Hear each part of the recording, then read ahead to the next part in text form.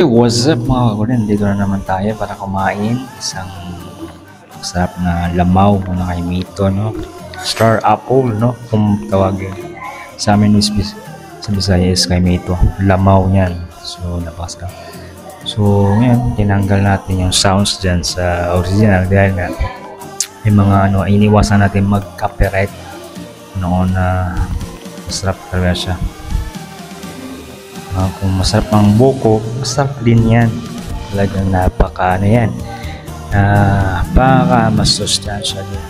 And miss na miss. Yung mga kinakain pagdating sa probinsya. Lalo na pag ganitong summer is talagang maraming bunga o marami yung mga prutas o gaya ng mangga, apple, mangga, saka kainito at iba pa, marami pang kasagsagan with the season talaga na yun. So yan na yung nalaw ko dahil dun sa part na yan is magiging kala ko kanina is ngayon buko, yun pala hindi pala lamaw ng kainito o star apple. So napakaganda, makasarap. So yun ay ating makakagutom din. Sap kayo naman mga may makikita nyo mamaya yung buto kung gaano ka buto ng kainito o star apple. Yun o. Dito ang yelo. Tapos may gatas pa. So, may condense ba? Pwede din. Sarap yan pag kinakain yan. Lalo na pag ngayon tag-init, summer, talagang masarap yun kainin. Ito yung paborito namin sa probinsya. Kainito o star apple. So, napakasarap ng ganitong klaseng iba't ibang variety ng kainito at merong purple, meron din maliit na lang siya, masarap din, matamis. Diba kumaga pag binuksan mo siya, masarap, matamis na, hindi na kailangan asukal or pero napakasarap, super tutusin, napakasarap talaga siya. Talagang talaga siya.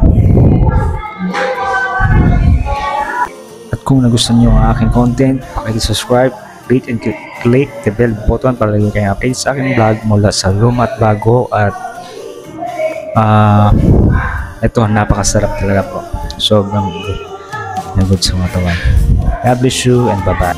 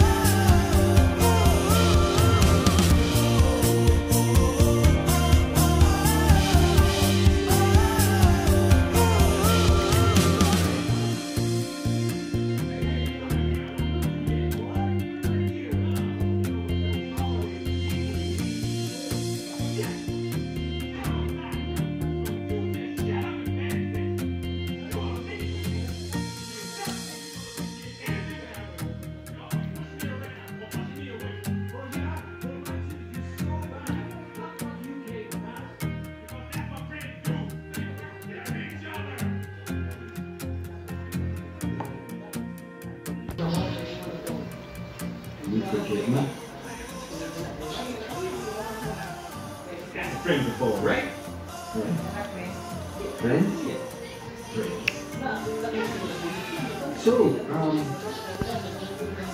what is Fiona say about that? Yes, you need for. Why don't you just go ask her? The wedding! Well, not the